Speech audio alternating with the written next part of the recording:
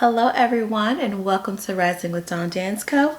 I'm Erica Dawn and today I'm here to give you my recap of episodes 6 and 7 of Dallas Cowboys Cheerleaders Making the Team Season 15. So if you're ready, let's get right into it.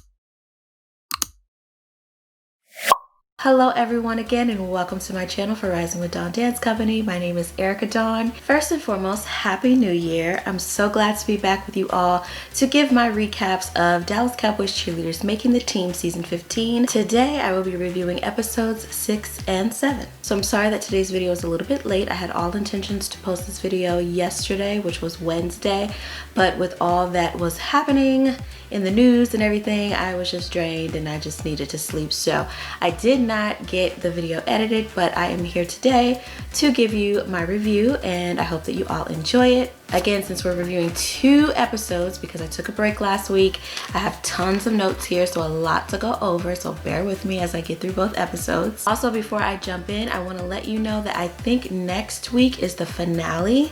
I'm not sure because they didn't announce that in the preview, but if it is, I will be here on my YouTube channel live next Friday evening to chat with you all who have been following my reviews and just recap the entire season with everybody and just chat, get to know you, you get to know me. We keep a dialogue going about this season, how we felt about things, what we thought. I'd love to hear from you all. So again, if next week is the finale, then Friday evening, I will be here live on my YouTube channel to discuss. If it's not the finale next week, then it'll be the following Friday that I'll be on to discuss. So whenever the finale is, a few days later, I will be here on my YouTube channel live to chat with everyone live. If you're not yet, make sure you're following my Instagram page at Rising with Dawn Dance Co. because I will post a video as a little reminder to let you know that I'll be here live. All right, guys, so let's go ahead and jump right into episode number 6. All right, so this episode was titled Upstaged, okay? So they still have 43 candidates left. They have 7 more cuts to go before they pick the final team. Today, they were auditioning for the show group. Now, what the show group is just a smaller portion of the team, about 16 girls or so, that travels around and performs on smaller stages to represent the Dallas Cowboys cheerleaders. So most of you who have been following the show, you know that usually in preliminary rounds, they are able to showcase their talents through a solo performance. But with things being different this year, they did not do that, so they incorporated their solo performances into their show group auditions. So in addition to them performing choreography that they've learned in order to audition for the show group, they also use their solos as a way to showcase their talent in order to get a spot on the show group. I would have to say that this episode was probably the most entertaining episode that they've had, which, like I said, usually it's that first episode of the season that we see solos. But again, we have such a different pool of talent this year, and all of the ladies are just so great at their dance technique and their styles and things like that. It was just that much more entertaining to watch. So I thoroughly enjoyed this episode. They had judges who were watching virtually, of course, which included Melissa, who's been with them throughout this season, and also Kitty Carter. So again, if you follow this show, then you know Kitty Carter, you know how tough she is. So she was there as a virtual judge in order to pick the show group. They also at the end gave their yes, no's, or maybes as far as whether they think the girls should be on the team or show group or both. So again, this is their opportunity to really take advantage of what they do best. We talk about style all the time. So if there's any moment in time for you to showcase who you are and what your talents are, today would have been the day. Okay, so again, just based on the title of this episode where it says Upstaged, I'm sure that you can understand where that's coming from because all season long we've been talking about how these rookie candidates are really upstaging the veteran candidates. Some of the vets did not come prepared in this episode. They didn't come prepared with good solos. I think her name was Kristen, was one of the veterans that Kelly and Judy kept mentioning was not prepared. As she performed, it almost looked like she did not have any choreography prepared for her solo. She was just kind of freestyling per se, and it just didn't come off well. Only one of the judges was like, yes, and everybody else was like, no, she's a no for me as far as show group is concerned. With Kristen, they were saying that she barely made the team last year, so they expected her to definitely come you know, with more of her A game this time around, but she did not. Two other vets that they weren't so sure about, just based off solos, was Meredith. They still were not sure about her, and Kat. They mentioned that they weren't so sure about her based on her solo. But we all know that Kat is on the team. Kat is like a fan favorite, and she's all over their Instagram. She's all over the website. So girl, we already know Kat is in there, so we're not worried about her. Of course, my fave, Armani, they loved her, and Marissa, who I've always stated was one of my favorites as well, did a really, really great job in her solo performance. Also, Marissa's costume was bomb. That is another thing you got to take into consideration when you're auditioning. You want to make sure that you have the proper costume, make sure that your costume stands out. My first costume that I wore in my first NBA dance audition, which I kind of did it to myself, I had on a spray painted top that said Shorty on it. And I guess that stood out and stuck because that entire season, and still to this day, half my teammates probably still don't really know my real name, but I was Shorty. I've always been Shorty to everybody in the Cavaliers organization. So, but it's my fault because that's what I had on my costume, but it stood out, right? I attempted my last year to try to stand out by going by Airy. I had Miss Airy Baby on my shirt spray painted, hoping that that would kind of switch it, but it didn't work. But friends who know me now know that I go by Airy occasionally, so it's whatever. But yeah, you just want to make sure that you stand out with your costume. Another one who had a really great costume was Kat. Kat's costume was so beautiful. I loved it.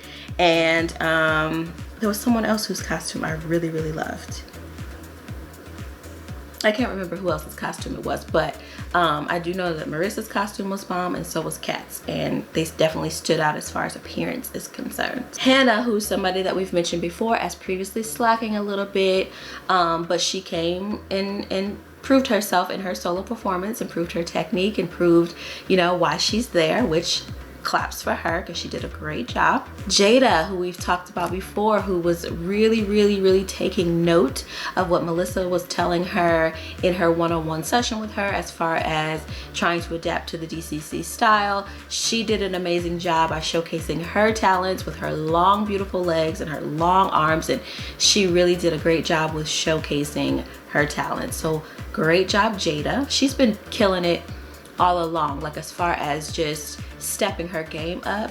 Jada took notes, which, like I said, I think at first she maybe didn't realize that she wasn't doing things correctly, but as soon as she was given the note, she adapted and she changed and she adjusted, and she is showing and proving. So good job, Jada. All right, so after they performed their solos, now it was time for them to go ahead and perform group choreography. The first group that they showed, they had Victoria, which is a veteran candidate. She was at the point of the formation that they were dancing in, and she's a veteran, but she's never been in a leadership role yet, but she definitely proved herself as being capable of being in a leadership role because she definitely showed out and definitely killed it as the front and center point in her performance group. And I loved watching her. She was very captivating to me as a viewer, as well as for Kelly and Judy. So good job, Victoria, on that. They did question a few girls' stamina as far as, you know, being able to keep up and things, which they called out Sydney. Not called her out, but they did mention that her stamina seemed a little bit low as far as the kick line was concerned. So after they performed their palm routine and their kicks, they had to now perform Charm's choreography, her hip hop choreography. Hip hop always makes me nervous, always. So my heart was going like this as I watched them perform this choreography. But some of these girls were definitely killing it, and I really enjoyed watching them. And then there were others who just couldn't capture the essence of Charm's choreography, as Kelly stated. They were not capturing the essence of it. They weren't really getting into their groove with the style and things like that. But again, you'll have that with any style of choreography that you are not used to or comfortable with. Meredith was mentioned again as not really performing to her best ability. Again, we've talked about Meredith before because she was called into the office on episode 5, and they told her that she needed to step her game up. So they did give her a warning. Hey, you know, you kind of falling behind as far as the other veterans, as far as your performance. You're being outshined by a lot of these rookie candidates. We really need you to step your game up so that you can stay here. And even in that episode, she was a little taken aback, like, I don't get it. I'm I'm doing my best. I'm doing everything. I know I deserve to be here. And I don't think she really was taking into consideration the note. To me, it seems like there's something else going on with her, in her mind, in her head, because her demeanor, it's not even about her dance technique and style, because even from a viewer, I can see that she's got more talent under her than what she's giving off. But there's something that's blocking her. It's a mental block. And I don't know if that's a lack of confidence.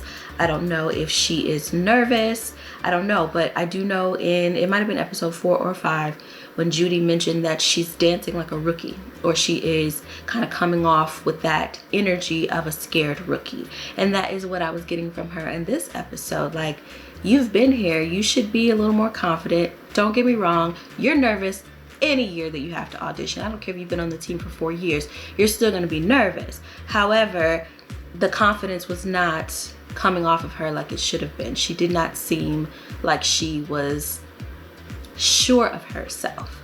And when she spoke and would tell how she felt, she was very sure of herself and confident in her abilities and why she should be there, but she wasn't putting that in her performance. So I'm confused. We will get back on Meredith in a moment, but let me go back to choreography and their performances. They were thrown a curveball. So, they told them, okay, we're gonna perform this routine that they had not performed in a long time. And I tell you, I understand how that felt too, because there would be times during our season that our coach would just throw out, oh, this game we're gonna do this dance. I'm testing you right now. Everybody perform it. And you gotta know choreography for your whole season. You can't forget dances. You gotta practice all of your dances all season long, because you don't know when your director or choreographer is gonna be like, yeah, I feel like doing this dance, this game, so let's do it. And you don't know the choreography, it can get you in some trouble. So they definitely threw that at them to see if they could perform on the spot. Some girls did okay, some were confused, some were a little bit lost, which is given. But again, they just kind of wanted to see, okay, who can, hop on their feet when it's time. You got to be ready for whatever. Now it's time for them to go through their yes, no's, maybes of who they feel did a good job, who they feel should stay, who should be on the team. Meredith and Hannah were not scoring well with the judges, even though I think Hannah's solo performance definitely helped her. They still kind of questioned her a little bit. And again, we've been talking about Meredith and how she was coming off as far as her dance ability. She was definitely in question as well. And then I was shocked to hear that Hannah actually was on the show group last season. So it was like, now she was honest in the last episode previous to this and did say she had some things going on. So, I can definitely understand because she was honest and upfront about, hey, my head's just not in it totally right now, but I will do better. And I do feel like she is doing better. So I don't really blame her too much for what she's got going on, or blame her for her lack of performance ability, because she was honest, and honesty is also key. But you still got to step it up. You still got to bring your A game. They announced the show group, so obviously if you are a rookie candidate and you make show group, it's pretty safe to say that you made the team. So Marissa was announced as a member of the show group, and so was Claire. Claire also made show group. So again, it's only a small portion of the entire team that gets to make show group. So of course, if they decided, okay, these two rookies are not going to make the team, they could be replaced. However, it's pretty safe to say that if you are on show group, then you are on the team. So now it's time for them to call whoever they need to into the office. Meredith is called in. She's confused as to why she's called in again, which again, I don't know why she's so confused. She was saying before they let her into the office that she knows what she's doing, and she has no idea in this world why they would be calling her into the office. And she's more confused than ever. Where is your confusion coming from? Like, you can feel, especially if you've done this and you've been on the team, you can feel when it's not your day. You can feel when you're not keeping up. So again, I don't know where her confusion was coming from. They told her that, well, Kelly told her that she felt like her solo was strong. However, she only got a yes from one judge. Kelly didn't tell her that she was the only one who gave her a yes,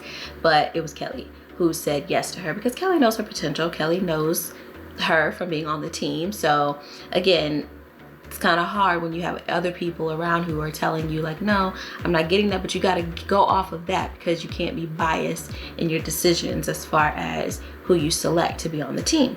She told her she was the lowest scoring veteran in the entire group. And then Meredith just flat out asked, she's just like, so I'm getting cut today? And they were like, we just got to rip the Band-Aid off now, because if we wait, it's inevitable. You're going to get cut. So we can either drag you along and make you want to be here even more and then cut you, or we can just do it now. She was saying that she doesn't feel like it's real, and is there anything that she could do to, you know, try to get better? But they gave her a warning last time, and they told her, we need you to step it up. Through her tears, she said she felt like she actually came back stronger this season and did all that she could.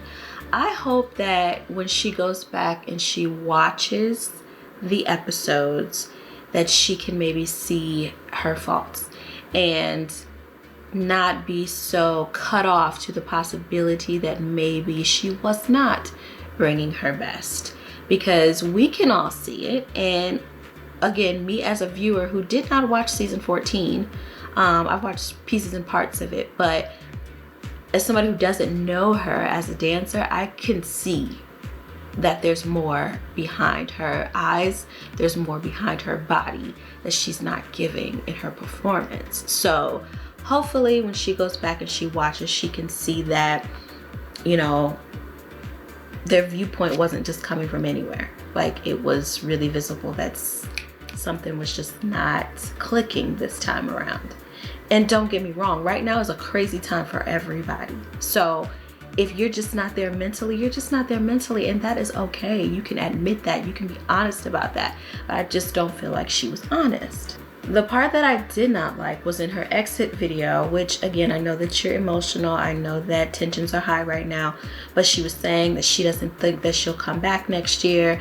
She did ask Kelly and Judy, like, well, should I come back next year or should I not even bother? It was very passive aggressive, which to me shows a lack of confidence. Because if you're saying that, like, oh, she almost made it like you guys have a personal problem with me, you don't like me, rather than just taking accountability to the fact that you just didn't bring it, or you got outshined or upstaged. It happens, okay? So she's not the first person to be on a team and return to audition and not make the team. It has happened in any team that is a professional dance team or cheer team. It has happened at some point throughout their season where veterans get cut. It happens. But to say, oh, well, should I bother to come back next year? You absolutely should come back next year. Why would you even ask me that question? Of course you should. If this is really what you want to do, this is really where you want to be, you love it so much, why would you even ask that question? It was so passive aggressive and I did not like it. And then in her exit interview, she's like, I don't know if I'm going to come back next year. Like, I don't think I'm even going to bother. She just kind of had this attitude like she was taking it very personal. I did not like that. So I hope, again, that she recaps herself by rewatching these episodes and takes a step back and says, you know what? It was me. I can do better. I can come back better. I can show what I need to show and prove that I deserve my spot back on this team. And that's it. All right. So that was the end of episode 6. That was the only cut that was made. Everybody did pretty much a good job as far as their solos and things like that. So that is episode 6. Let's move on to episode number 7.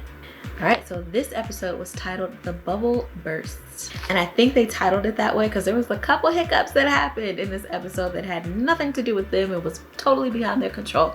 But yeah, another great episode. This time, they started out with rehearsals, which would be the last rehearsal, I believe, that they would be having in their rehearsal room.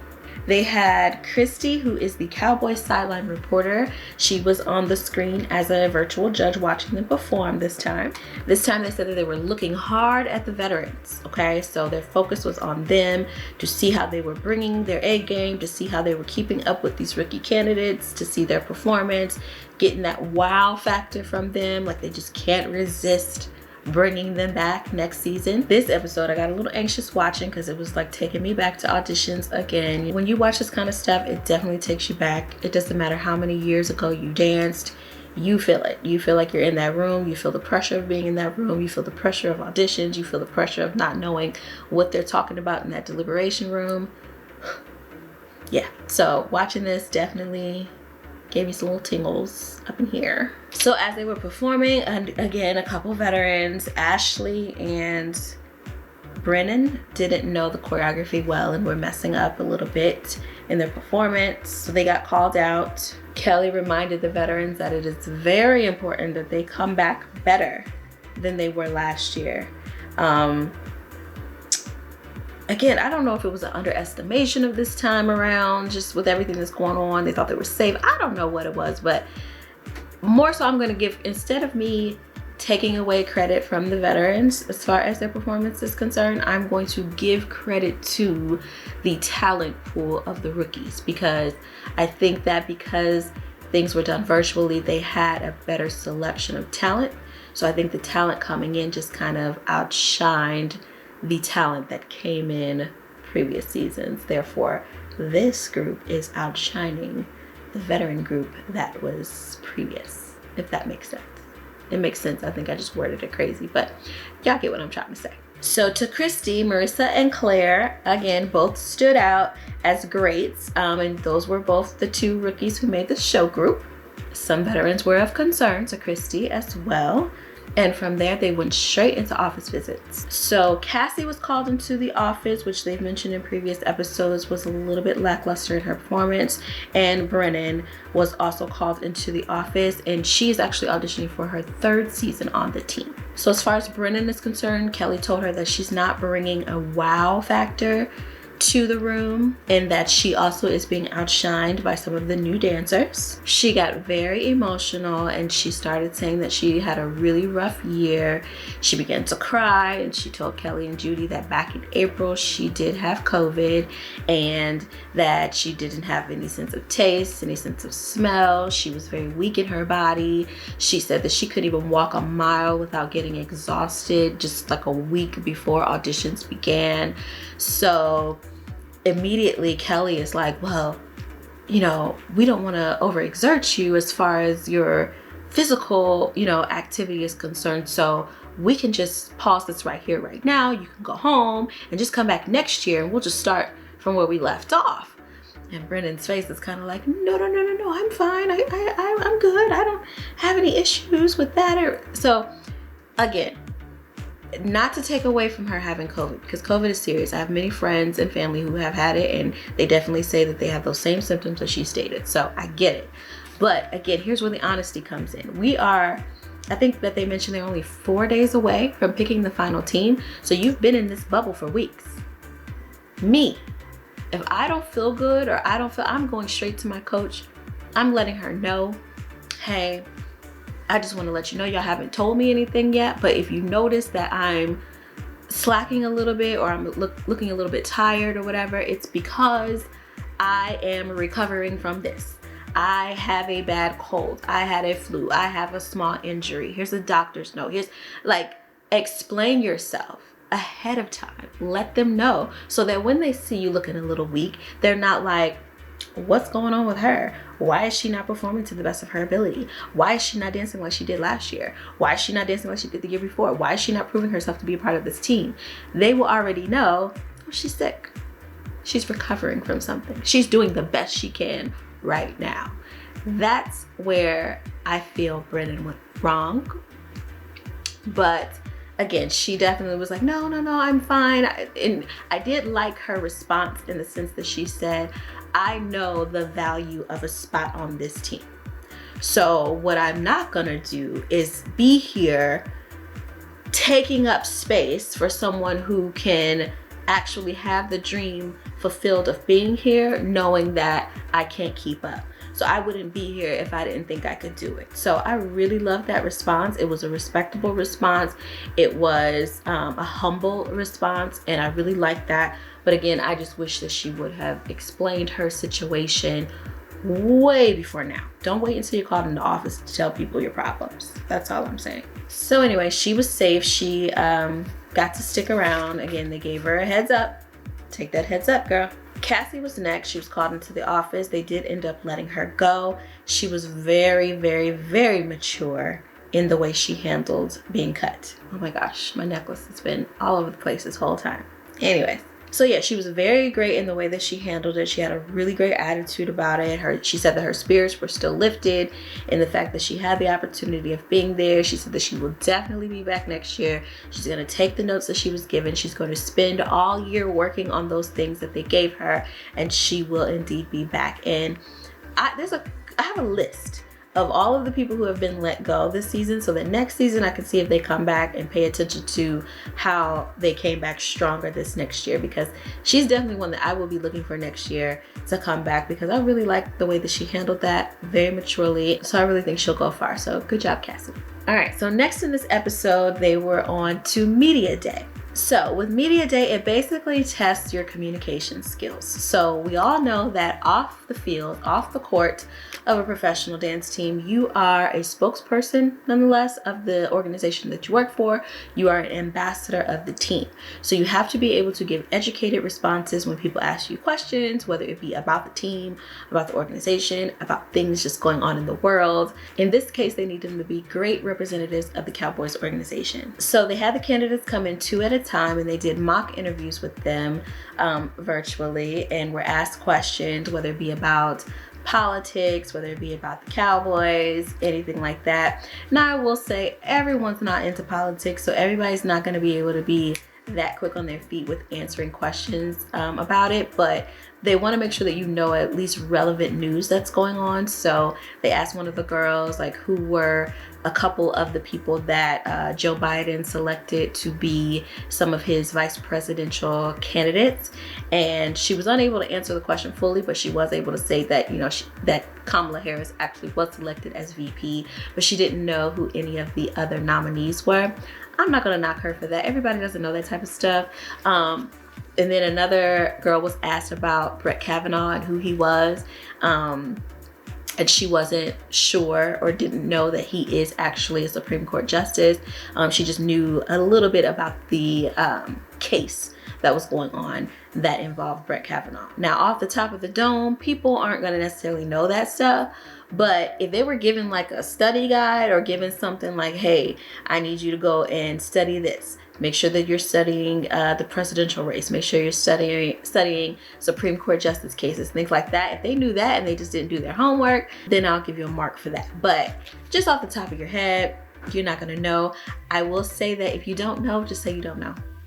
Don't just try to give a slow turtle response that makes no sense. Just be like, I'm not sure, but I'll find out. Best response ever. Darian, who is a rookie candidate, was asked about her father who passed away. He was a former NFL player for the Arizona Cardinals. They asked her 3 questions about her late father. Now, let me say this. I think that she handled it well. She did get a little emotional, but I thought that that was kind of invasive a little bit to ask her about her father who passed away during a test. Because what if she didn't answer the questions so well? Are you gonna ding her for that? Like, you're talking about her father who passed. I don't know. I thought that that was a little insensitive, but maybe it's for TV. I don't know. But she handled it well, and she was very strong in her responses. So big ups to Darian on that. Next, they showed Kat, and they actually rolled back some old clips with Kat and her media day and not being able to answer questions well. And this time around, they asked her, how does the internet work? And she's like, I don't know. But the way she answered it in a very fun way. Like, you know, again, I don't know like what you want me to say, like, but she did it in a fun way to where, you know, you got to be able to handle things that are thrown at you and be able to handle it in a comical manner, or be able to just brush it off, or, you know, respond with, I don't know. That's okay. And I really love the way that she did that. So big ups to Kat. I think that she's hilarious. She's so funny to me. So the intention was for them to play back their interviews to the candidates so that they could see how they did, but they were interrupted by a tornado warning and had to take shelter immediately. So scary, so frightening. If that were me, I would have flipped my lid, because there's 3 things I don't do. I don't do tornadoes, fire, and electricity. So if any of those things are putting my life in danger, I tend to panic. So I probably would have gotten cut that night, because I probably would have acted a plum fool. I ain't even gonna lie to y'all. So I have gotten better. Now that I live in Georgia, I've lived here 9 years now. So with Georgia comes storms as well. So I've gotten a little bit more used to it, but back in the day, I probably would have been crying my eyes out. Kelly asked if any of the ladies had storm anxiety. That definitely would have been me, raising my hand, get me out of here now. Well, I don't want to go outside because then I'll get swept by the tornado, but you know what I mean. I would have been freaking out, but they were good under the pressure. They got the okay to go back to their rooms. So they just kind of said, we'll just pick this up another day. We'll just call it a night. Good night. Okay, so I was mistaken when I was talking about last episode, or was it the start of this episode with Christy? It wasn't their last rehearsal yet. After media day, they then went into their last rehearsal in the bubble room. So they still have 5 cuts to make, so the pressure is definitely on. This is their last chance to show and prove, to perform their hearts out in front of Kelly and Judy as far as dance is concerned. You got to give it all you got. Alora Rose, girlfriend, she is one that I talked about a lot in my first recaps and first reviews as far as style is concerned and not being able to adapt. Girlfriend has definitely improved and has worked hard throughout this training camp to make sure that she fits in, make sure that she is standing out as far as a great performer. I'm so proud of her. She did her thing. Good job, Alora. So after they allowed the ladies to perform, they did what you could call callbacks, where they selected a few of the ladies to come back in and perform again, give them a second chance. Like, hold up now, I'm not so sure about you, but I want you to come back in here so that I can make sure that I'm not tripping, you're doing a good job, you're not doing a good job, so that we can make our final decisions.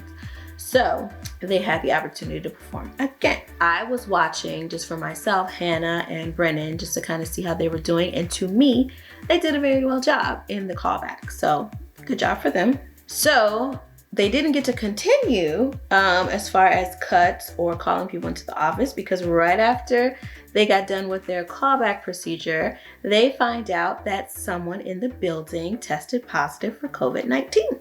So again, their bubble was bursted yet again. First the tornado, now somebody's COVID positive. They have no idea who it is. They've been checking the temperatures of everyone entering the bubble to make sure that they do not run a fever, and everyone's temperature has checked out to be okay. So whoever it is must be asymptomatic and not have any symptoms. They don't know who it is. The episode ends. So we will see what happens next week. Again, I don't know if it's going to be the finale or not, or if the following week will be the finale, because now they have to quarantine for 14 days, which obviously pushed everything back that they had planned. So we don't have to wait 14 days for the show, but you get what I'm saying. So we will see if next week is the last episode and if they'll be selecting the team. It appears that way based on the preview, because they actually showed them on the field doing their little high five and let's go. So we'll see if next week is the finale. Again, if it is, I'll be here live on Friday to talk about it with you guys, because I really want to chat with you guys live here on YouTube about what you think about the episodes. So don't leave me hanging. I've been getting a lot of views on these videos, so I know y'all watching, so definitely come back here. And again, I will post the video here on my channel as a reminder of the live, and also on my Instagram page. So make sure that you're following me on Instagram and on Facebook so that you don't miss out on that. Make sure you subscribe to this channel so that you can see when that video pops up. Make sure you hit the notification bell so that you get a notification when I do post that video. And yeah, put it on your calendar, put in a little alarm on your phone so that you can be here to chat with me about DCC Making the Team Season 15. All right, everybody, so that is all that I have for you today. Thank you so much for tuning into my channel. Again, please subscribe. Please make sure you hit the notification bell. Please make sure you're following on social media, and I will talk to you all on the next one. Thank you so much for watching. Have a great day. Bye.